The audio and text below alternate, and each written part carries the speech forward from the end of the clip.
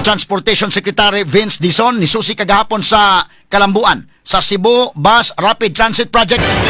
Target sa DOTR nga himuon na sa buwan sa Septembre ang test run sa Package 1 sa BRT nga nigasto og dulan sa 1 ka bilyon ka pesos alang sa 2.38 kilometers nga ruta gikan sa South Bus Terminal paingon sa Kapitolyo. Straight to the point. Subay ninis Governor Pamela Baricuatro uyon sa tinguha nga butangan og balik og istruktura alang sa CBRT at tubangan nga bahin sa Kapitolyo. Straight to the point. Bago naman gobernador sa butangan na ibalik mga kagalaan bida. Mura gito mga kaigsuunan tong BRT terminal o kanabitang gidimulish may galan na dugmok kini taon diha moto may galang kinaiya adtong Osaka to ana ni pahuway na mahigala dito sa Oak Ridge ha. Ang kanhi gobernador sa Subo nga si Gwen Garcia pagkagrabiha. Mura bitag bata ba nga wa makauyon sa enduaan niya nagwala gusto niyang gubuon indekin. Moto'y nakabatig-batasan ato niya.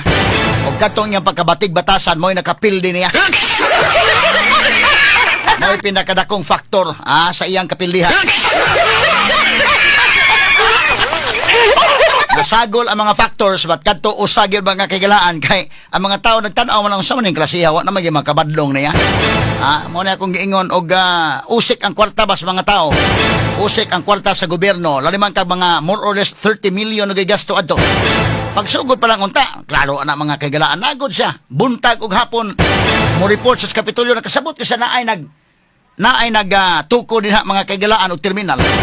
Siya ro naman wa niya badlunga pagsugod pa lang nga wa pa untay gasto.